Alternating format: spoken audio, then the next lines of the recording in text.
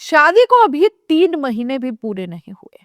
घर में नई दुल्हन की हंसी थी, रिश्तेदारों की आवाजें थी और दीवारों पर टंगे कैलेंडर में अभी भी शादी की तारीख पर लाल घेरा बना हुआ था।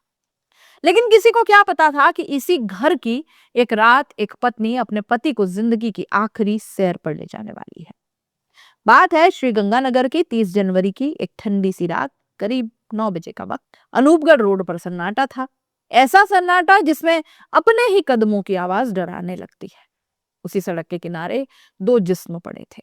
एक 23 साल का आशीष जिसकी सांसें थम चुकी थी और दूसरी उसकी पत्नी अंजू जो थोड़ी देर बाद होश में आई और रोते रोते एक ऐसी कहानी सुनाने लगी जिस पर पहली नजर में किसी को शक भी नहीं हुआ। अंजू कहती है, एक तेज गाड़ी आई, हमें टक्कर मारी, कुछ लोग आए, मेरी बालियां और फोन छीन कर भाग गए। एक सीधी सादी कहानी, एक्सीडेंट, लूट, हिट एंड रन। लेकिन यहीं से कहानी में एक खामोश सवाल पैदा हुआ।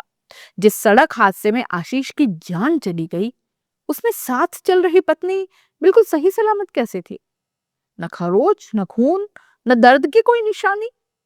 बस शक यहीं से जन्म ले चुका था। पोस्टमार्टम रिपोर्ट आई और उसमें इस कहानी की लाश निकाल दी जो अंजू ने पुलिस को सुनाई थी।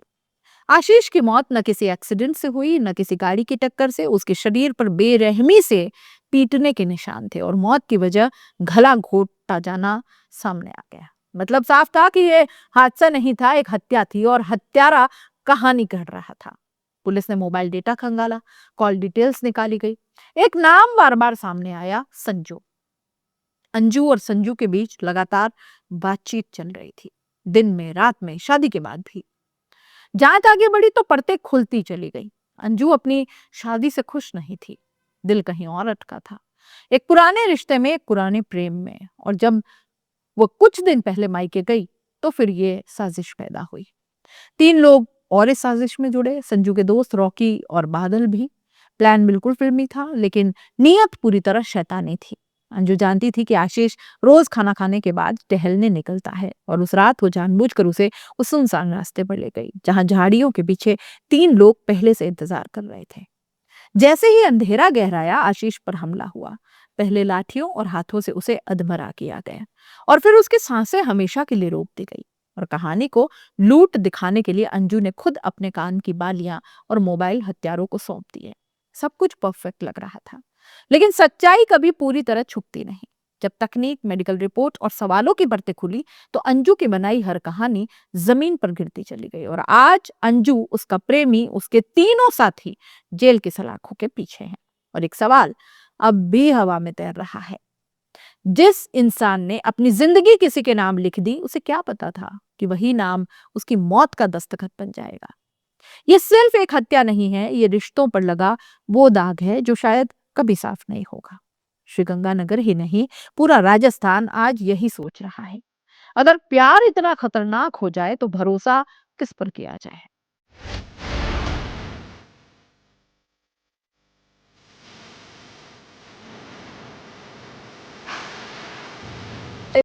सुबह का वक्त था। पंजाब के जालंधर में आमतौर पर यह समय शांति का माना जाता है। गुरुद्वारों के बाहर सन्नाटा, सड़कों पर हल्की चहल पहल। लेकिन 6 फरवरी की यह सुबह इतिहास में एक खौफनाक दाग छोड़ गई।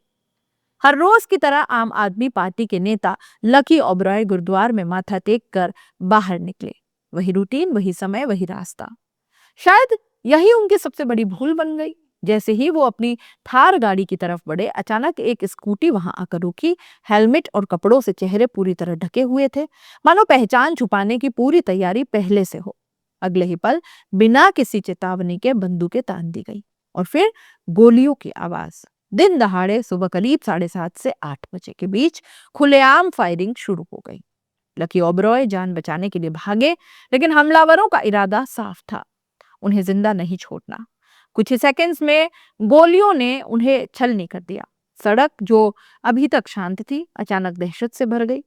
सब कुछ कैमरों में कैद हो गया। सीसीटीवी फुटेज में साफ दिखता है, 2 हमलावर स्कूटी पर आए, वारदात को अंजाम दिया और पलक झपकते ही फरार हो गए।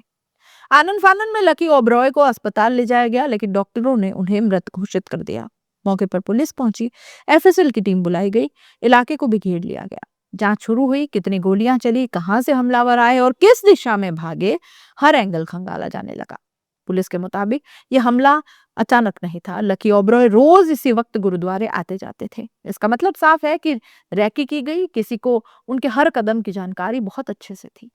सवाल बहुत हैं, जवाब कम। क्या ये कोई पुरानी रंजिश थी? क्या राजनीतिक दुश्मनी थी?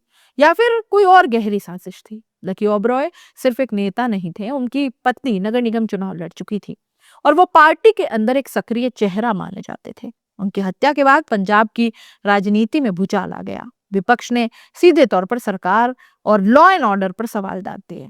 जब सत्ताधारी पार्टी का नेता दिन दहाड़े मारा जा सकता है, तो आम आदमी फिर कितना ही सुरक्षित है।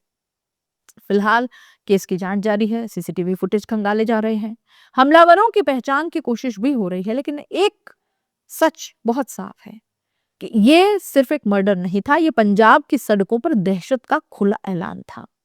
आप इस पूरे मामले को कैसे देख रहे हैं? अपनी राय कमेंट बॉक्स में लिख भेजिए।